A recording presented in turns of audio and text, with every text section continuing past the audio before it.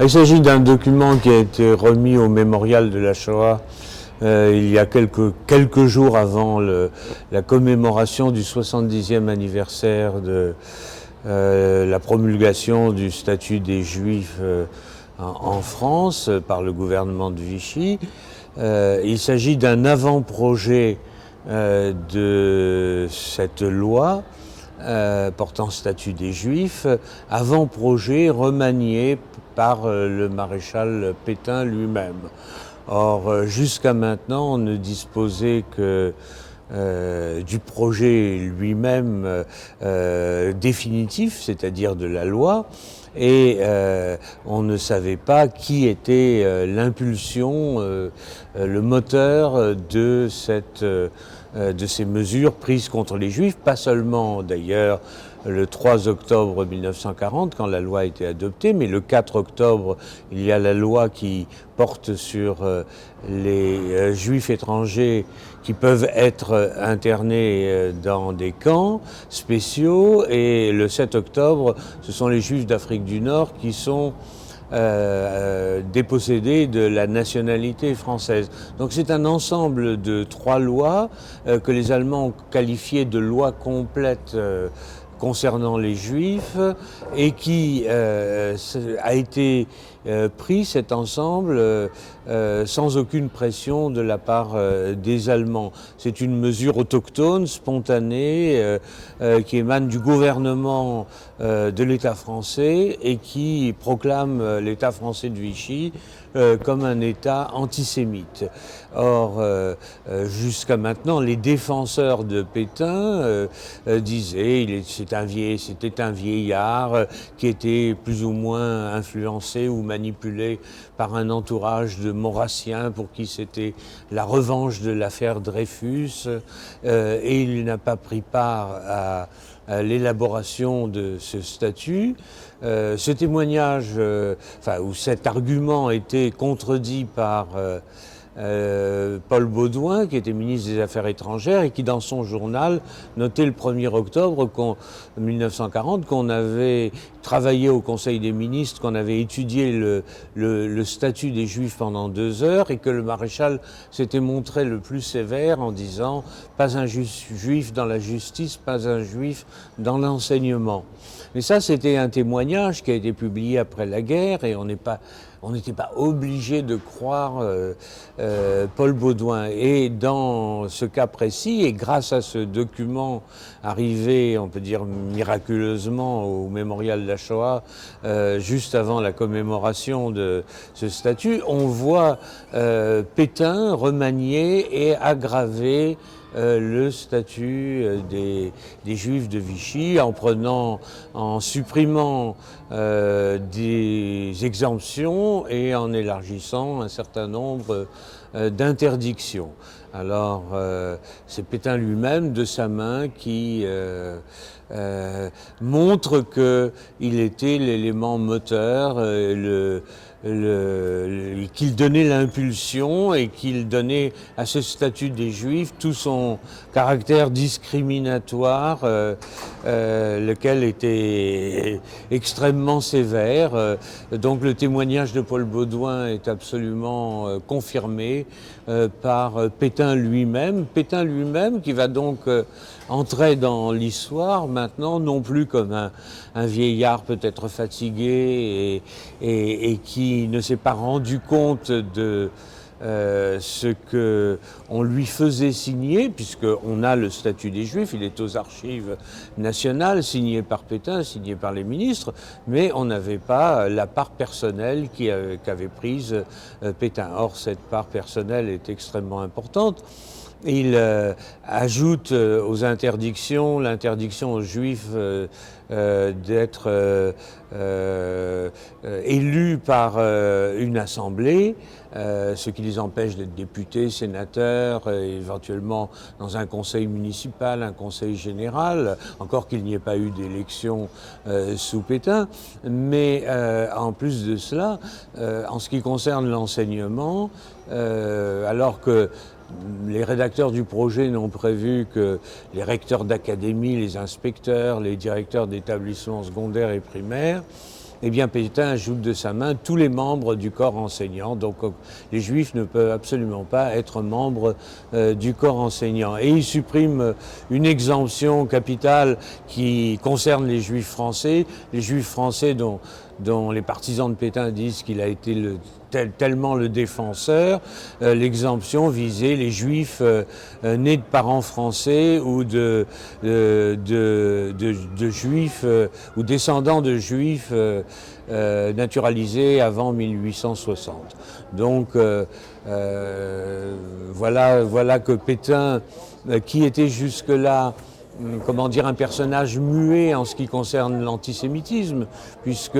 au cours de l'affaire Dreyfus, il n'avait pas manifesté de sentiments particuliers, il ne s'était pas rangé dans le camp des Dreyfusards ou des anti-Dreyfusards. Il était difficile de savoir ce que pensait Pétain, qui était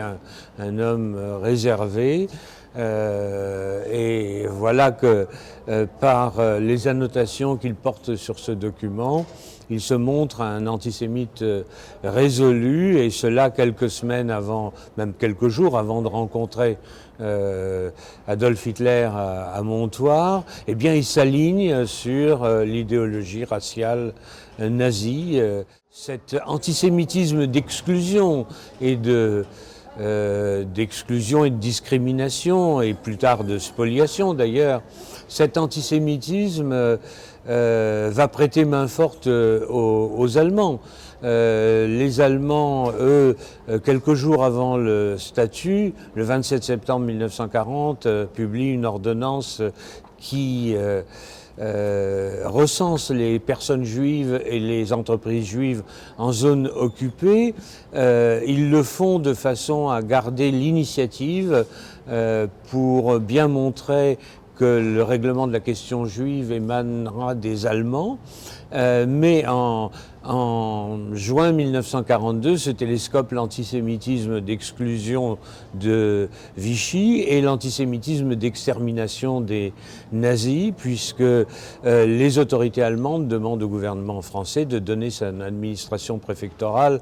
et ses forces de police pour arrêter les Juifs et pour remplir les trains de déportation à destination d'Auschwitz. Et à ce moment-là, Vichy, qui est un régime autoritaire où les décisions sont prises par Pétain, par Laval et puis par le chef de la police Bousquet, eh bien Vichy, régime antisémite, cède et donne la police française, ce qui fait que des milliers de familles juives sont arrêtées par des uniformes français, exclusivement des uniformes français, et que c'est le déshonneur, la honte de Vichy, et c'est une faute qui pèse lourdement, un crime qui pèse lourdement sur, ou une complicité de crime qui pèse lourdement sur la vie politique ou de morale politique en France depuis ces événements. Or, si Pétain n'avait pas voulu affirmer ce caractère spontanément, authentiquement antisémite, eh bien, de son régime, eh bien, en 1942, quand les Allemands lui demandent l'application de la solution finale, là on n'est plus en 1940, on est en 42, les Allemands sont mobilisés à l'Est, ils ne disposent pas des forces de police, des milliers de policiers de Vichy, des dizaines de milliers de policiers de Vichy, puisqu'il y aura des rafles gigantesques en zone occupée et en zone libre. Eh bien, peut-être que la solution finale n'aurait pas eu lieu en France. Mais Pétain étant antisémite, son régime étant antisémite, eh bien, Vichy a cédé et Vichy est allé à la catastrophe et a entraîné, disons, la France dans une faillite morale qui a pesé lourd après la guerre, pendant aussi, mais après la guerre jusqu'aujourd'hui, jusqu'au discours de Jacques Chirac. Mais c'est pourquoi je dis ce document et les quelques annotations de Philippe Pétain sont extrêmement importantes. Voilà. Si ce document avait été connu en 1944, 1945, Ça n'aurait pas changé grand-chose, mais parce que dans le procès Pétain, la question juive a joué un petit rôle. Mais disons que si on l'avait connu en 1944, on l'aurait cité ses annotations et Pétain serait entrait, disons, dans l'esprit des Français plus rapidement dans l'esprit des Français et dans l'histoire comme un antisémite et non pas simplement pour beaucoup de ceux qui l'avaient aimé, qui l'avaient adulé, comme un chef d'État qui a fait de son mieux et qui a préservé l'essentiel. Non, il serait entré vraiment comme un vieillard antisémite et donc on aurait gagné du temps alors que la preuve définitive de son antisémitisme, eh bien, c'est ce document. Encore que pour des historiens ou pour des gens qui s'intéressent véritablement au problème, il est évident que le fait d'avoir signé le statut des Juifs montre son antisémitisme. Mais il y a aussi une part personnelle et quand on a 84 ans, certains peuvent facilement considérer qu'on est impuissant à diriger les affaires politiques d'un pays. Voilà. Ce document a dû rester inconnu pendant longtemps parce qu'il devait être en possession d'un personnage de l'entourage de Pétain, de ceux qui ont, comme Alibert, qui était ministre de la Justice et qui était chargé de ce statut, de la rédaction de ce statut des Juifs, Alibert, Fonréau, qui était un antisémite aussi frénétique, qui était proche donc d'Alibert, membre du cabinet, et puis il y avait le comité de législation auquel parvenaient les projets de loi et qui donnait son avis sur les projets de loi. Donc un de ces personnages a dû garder ce document qui à l'époque semblait peu important. Une fois que les corrections faites par Pétain ont été intégrées au statut des Juifs, eh bien il y a eu un projet définitif,